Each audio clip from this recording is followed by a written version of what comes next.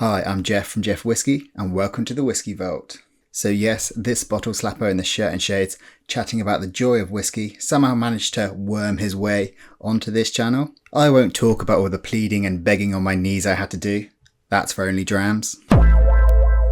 Either way, that's enough of an intro. Let's crack on.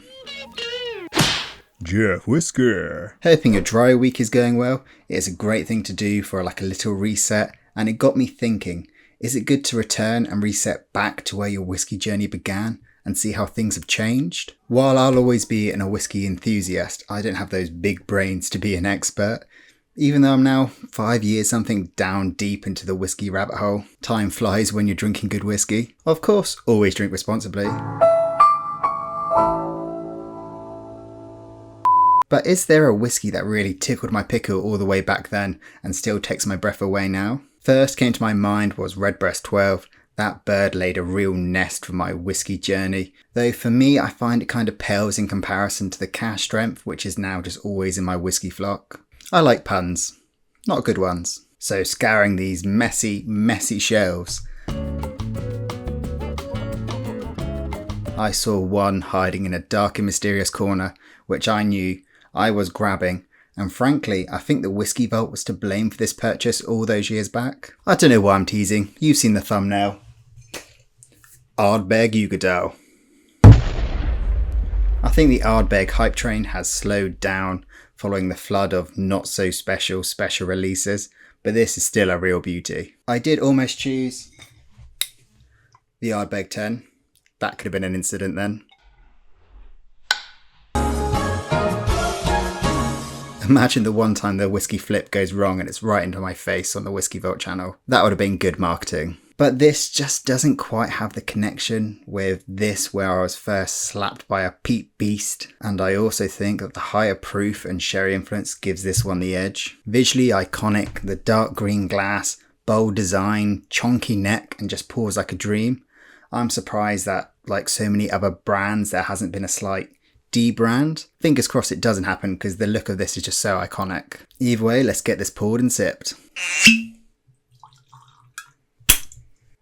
So that peat is certainly there. It's slightly more softer peat than like a fire in the snout.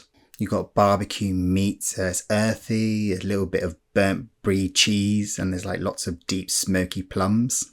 You've got like frazzles, which is like bacon crisps, and I could be like a pig hunting for truffles, just rooting around this all day. You've got a bit of marmite, it's also known as Vegemite, yeast extract. It sounds gross, but it is good. Right, let's get sipping. Cheers. The first thing I notice is that creamy texture. It's like necking smoky barbecue sauce with blackcurrant jam. There's a bit of spice in there and it's just real good. It's not like super medicinal. It's not like, the hospital toilets, Band-Aid kind of peat, but it's earthy, funky, bit charcoaly, smoky burger relish. Yeah, that's it. You've got like a leaf and mossy bonfire. You're cooking an apple and leek pork sausage. It falls down into the charcoal. You're not wasting it. Brush it off, smear it with honey barbecue sauce, tomato ketchup. A few moments later. Bit of lettuce and onions, and you're good to go. I don't think that'll make an official tasting note. The label states treacle, bacon and bonfire. Bang on the money. It is punchy at the 54.2% ABV, but for me it just doesn't need water and somehow it managed to balances all those flavours. The finish lingers like a cranberry song. You got cranberry sauce sweetness and just that slightly briny fishing boat, coal fire,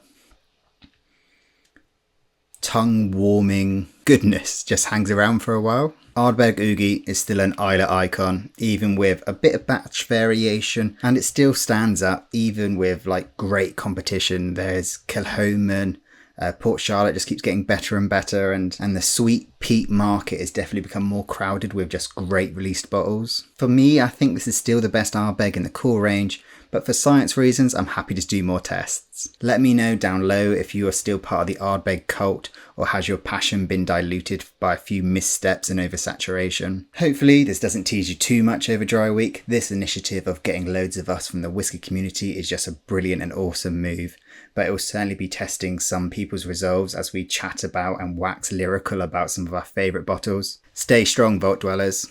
All in all, it's fair to say that this whiskey certainly slaps.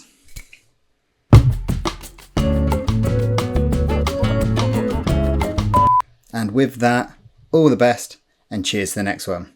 Oh, and I'm really glad you're here. Cheers.